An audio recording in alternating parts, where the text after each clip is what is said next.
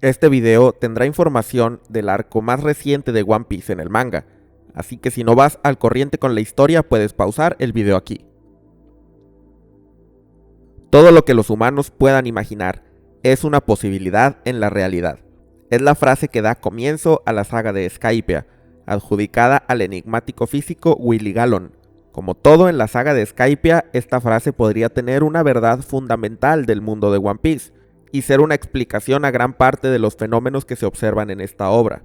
Este mundo tan loco parece ser la consecuencia justamente del hecho de que cualquier cosa que se pueda imaginar es posible en la realidad.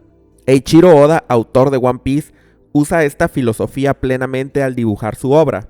Lo que sea que él pueda imaginar termina formando parte de ella. En el databook One Piece Blue Grand Data File hay una sección de preguntas rápidas, y una de ellas es: si pudieras viajar en el tiempo, ¿a dónde irías? Oda responde que le gustaría conocer samuráis, dinosaurios y robots. Todos ellos han aparecido ya en One Piece. En el SBS del volumen 51, un lector le pregunta a Oda sobre el arco iris circular que aparece en el capítulo 490 del manga. Oda responde dando una explicación detallada sobre la física de los arcoíris y cómo para ver un arcoíris circular tendrías que estar posicionado de una manera específica. Añade que en la superficie de la Tierra esto es casi imposible, pero en la gran línea podría pasar. De nuevo, Oda toma una idea loca y la usa en su obra. ¿Por qué no? One Piece es un manga en donde la imaginación no tiene límites.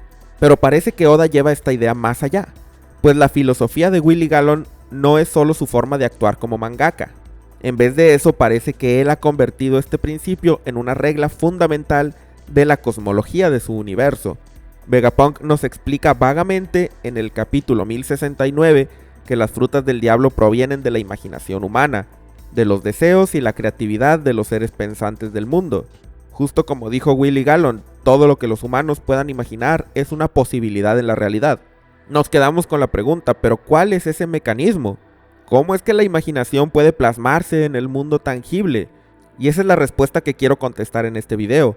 Y para empezar hay que hacer notar que eso que dijo Willie Gallon es una corriente filosófica real, llamada el principio de plenitud o de fecundidad. Los filósofos se preguntan, ¿por qué existen cosas en vez de no existir nada? Una pregunta similar es postulada por los físicos. ¿Por qué las constantes universales como la velocidad de la luz, la constante gravitacional o la distancia de Planck tienen el valor que tienen y no otro? Tal vez parezca trivial o absurdo preguntar esas cosas para quienes no están empapados en el tema, pero es interesante porque al final de los enormes esfuerzos de la humanidad por comprender el universo, resulta que hay algunas verdades que solamente parecen existir, son y no tienen explicación. Por ejemplo, podemos saber que la velocidad de la luz son 300.000 kilómetros por segundo. Y podemos medir y entender lo catastrófico que sería para la vida cotidiana si esa velocidad fuera diferente. Pero no podemos entender por qué la velocidad de la luz tiene ese valor específicamente. Algunos físicos han pensado, bueno, ¿y qué tal si hay muchos universos? Y en cada uno hay reglas distintas. Tal vez en nuestro universo hay ciertas reglas y tenemos ciertas constantes universales, pero en otros hay constantes diferentes. Entonces no es que haya algo especial, no hay un porqué de la velocidad de la luz, simplemente nos tocó vivir en un universo donde así son las cosas, pero hay otros en donde son diferentes. Los filósofos llaman a pensamientos de esa índole como el principio de fecundidad, que dice que el universo, entendido como todo lo que existe, contiene todas las posibles formas de existencia. En palabras sencillas, que todo lo que se puede imaginar existe en la realidad. Tal vez no cerca de nosotros, pero existe, en algún lado. Es decir, en el mundo de One Piece, Willie Gallon es quien postuló el principio de fecundidad. En nuestro mundo, todo inicia con Platón y su teoría de ideas. Para este filósofo, todo lo que existe tiene dos cualidades, forma y sustancia. Por dar un ejemplo simple, en la realidad podemos encontrar objetos esféricos. Algunas esferas están hechas de roca, otras de metal, de madera, etc. Todos estos objetos tienen una forma esférica, pero no son más que representaciones, instancias de la idea de una esfera. Así, cada cosa que existe en la realidad, en el mundo visible, es una representación de una idea. de un concepto intangible que existe en el plano de la perfección, el mundo de las ideas. Seguramente muchos fans de One Piece ya conocen esta noción porque ha sido muy útil para explicar una pregunta fundamental sobre las frutas del diablo. ¿Por qué solo puede haber una fruta de cada una? ¿Por qué no hay, por ejemplo, 2 Gura Gura no Mi? La explicación de que son así porque alguien las creó así, porque alguien decidió hacer solo una fruta de cada tipo, me resulta insatisfactoria y anticlimática. En vez de eso, una idea interesante es que hay una de cada una porque fundamentalmente solo puede haber una de cada una. Si pensamos en que las frutas del diablo son la manifestación directa de un concepto, la emanación del mundo de las ideas plasmada en la realidad, entonces podemos entender cómo sucede este fenómeno. El fuego existe en nuestro mundo. Cualquier persona puede encender un fuego usando combustible y una chispa, pero el concepto del fuego es solamente uno, y por lo tanto solo puede haber una Mera Mera no Mi. Aunque Vegapunk ha podido replicar habilidades de frutas del diablo Zoan y Paramecia, en realidad jamás ha podido crear como tal una fruta del diablo en el sentido tradicional, que tenga espirales en su estructura, que se recicle en otra fruta cuando el usuario muere.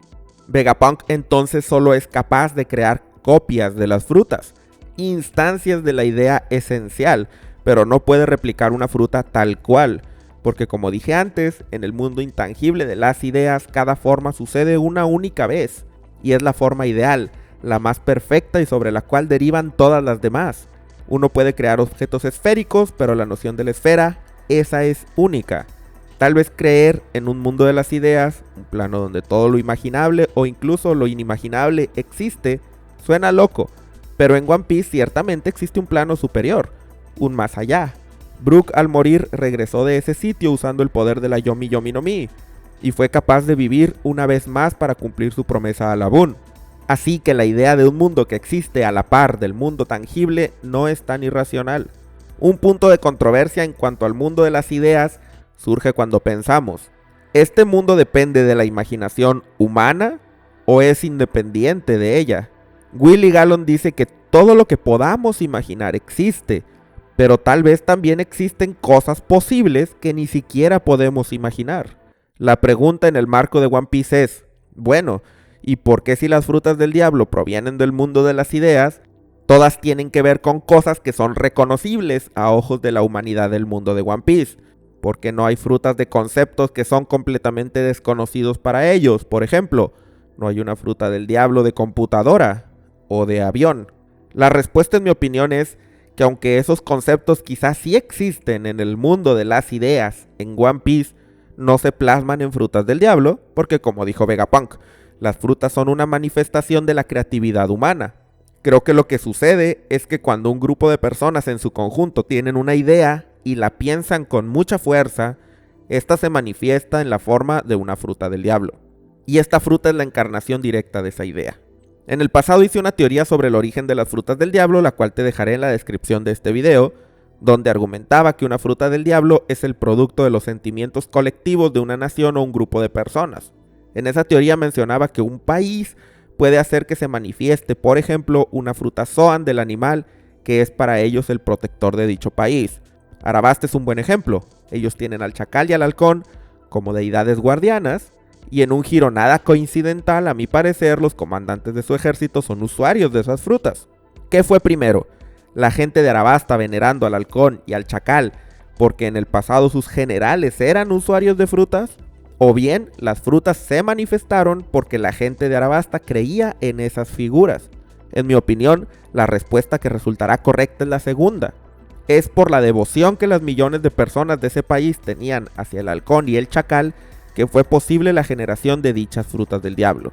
Ahora queda preguntarnos, ¿cómo es que un montón de personas pueden llevar a cabo la creación de una fruta del diablo? ¿Cómo es que la creatividad y la devoción pueden manifestar algo así?